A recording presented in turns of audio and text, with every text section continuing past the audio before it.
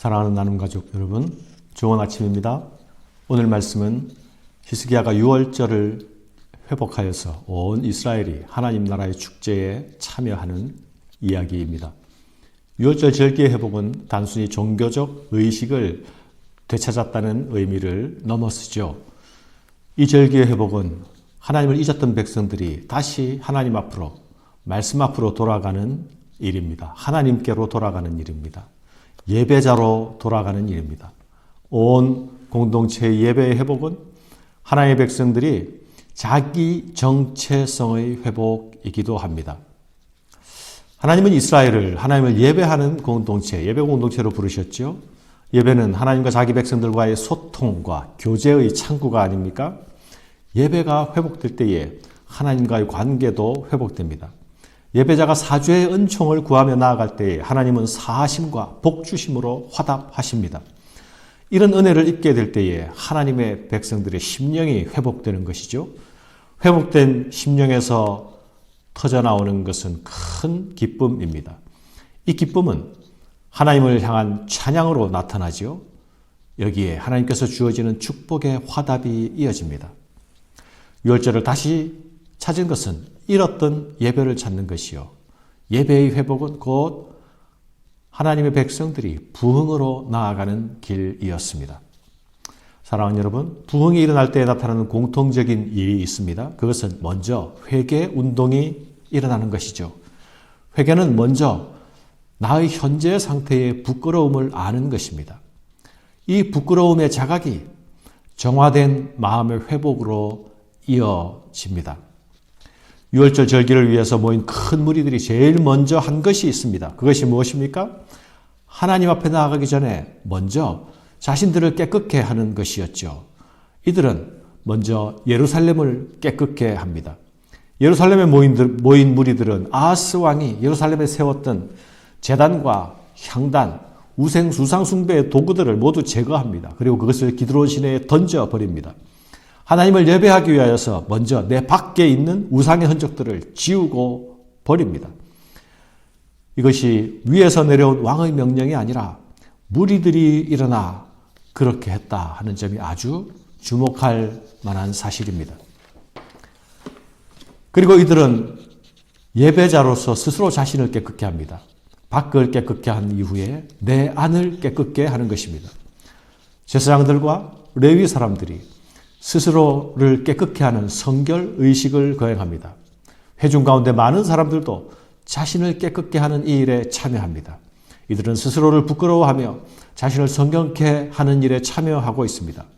부끄러워할 줄 아는 마음이 사하심의 은혜를 입게 되는 마음이고 이것이 회복의 은혜로 향하는 마음입니다. 이 일에는 성결케 하는 양의 피가 흘려졌습니다.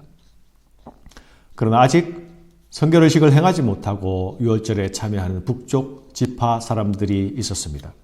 그들은 유다 백성들에 비해서 예배하는 일에 대하여서 더 낯설고 어두웠을 것입니다. 정상적인 예배를 경험한 지 너무 오랜 세월이 지났기 때문입니다. 그래서 히스기야는 이들을 위하여서 기도합니다.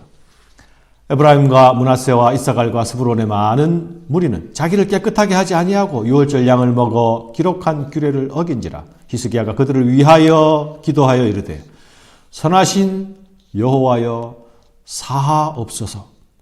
결심하고 하나님 곧 그의 조상들이 하나님 여호와를 구하는 사람은 누구든지 비록 성소의 결례대로 스스로 깨끗하게 못하였을지라도 사하옵소서 하였더니 여호와께서 히스기야의 기도를 들으시고 백성을 고치셨더라. 사랑하는 여러분, 히스기야가 선하신 하나님 사하옵소서라고 기도하지요. 이 말은 하나님이 희생제물과 함께 속죄해 달라는 간구입니다. 우리가 드리는 이 희생제물을 통하여서 하나님 죄를 사해 주십시오라는 간구죠. 북쪽 지파 사람들이 유월절 규례를 지키지 않는 일이 발생했습니다. 그러나 이들을 위해서도 또다시 성결을 위한 양의 피가 흘려집니다. 레위인들이 그 일에 수고를 하였을 것입니다. 레위인들은 예배에 어두운 북쪽 지파 형제들의 실수를 위하여 다시 양을 잡습니다. 그리고 히스기야는 그들을 위해 사죄의 기도를 올려드립니다. 성결 규례를 지키지 못해서 부정해질 수 있는 예배에 비난으로 대응하지 않습니다. 레위인들과 왕은 부족한 그들을 위해서, 준비되지 못한 그들을 위해서 각자 할 일을 하고 있습니다. 스스로 준비되어서 스스로 나아갈 수 없는 자를 도와서 함께 나아가고 있는 것입니다. 놀라운 사실은 20절의 말씀이죠. 여호와께서 히스기야의 기도를 들으시고 백성을 고치셨더라. 사랑하는 여러분, 하나님은 여전히 솔로몬과 약속하셨던 그 약속을 기억하십니다. 역대하 7장 14절의 말씀이죠. 그 약속대로 자기 백성의 기도를 들으시고 자기 백성을 고치십니다. 약속을 믿고 구하는 자에게 즉각적으로 응답하십니다. 스스로를 깨끗하게 하며 하나님께 나아간 자들에게는 기쁨의 찬양이 울려 퍼집니다. 죄의 부정이 제거된 심령 속에서 기쁜 찬송이 울려 나오는 것입니다.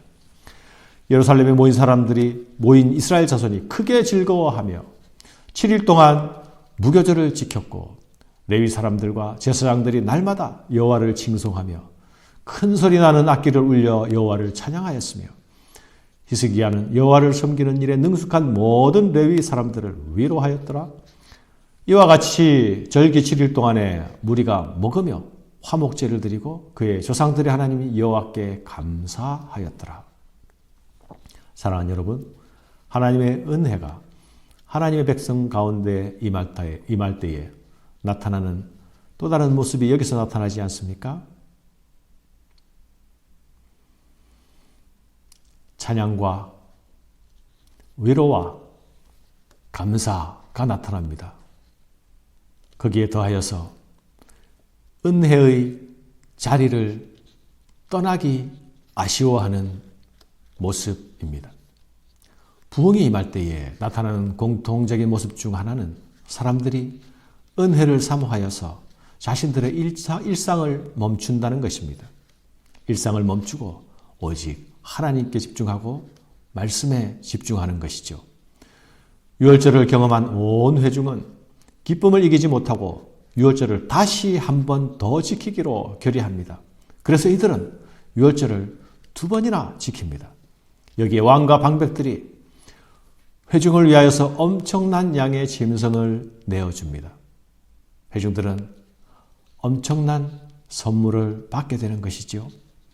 유다 온 회중과 제사장들과 레위 사람들과 이스라엘에서 온 모든 회중과 이스라엘 땅에서 나온 나그네들과 유다에 사는 나그네들이 다 즐거워하였으므로 예루살렘에 큰 기쁨이 있었으니 이스라엘 왕 다윗의 아들 솔로몬 때로부터 이러한 기쁨이 예루살렘에 없었더라.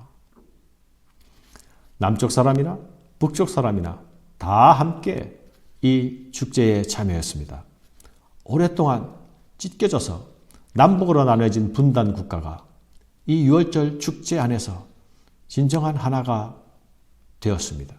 심지어 여기에는 나그네들까지 함께 참여합니다. 예루살렘에 큰 기쁨이 있었다고 말씀합니다.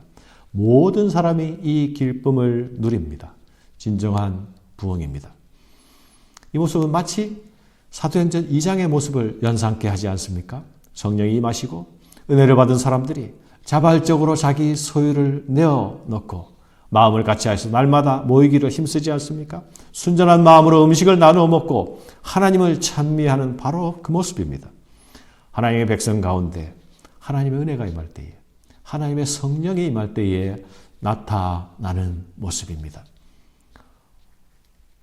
오늘 우리 공동체 가운데서도 성령께서 부어주시는 이 부흥의 은혜가 임하기를 사모하며 기도하는 아침이 되기를 바랍니다. 감사합니다.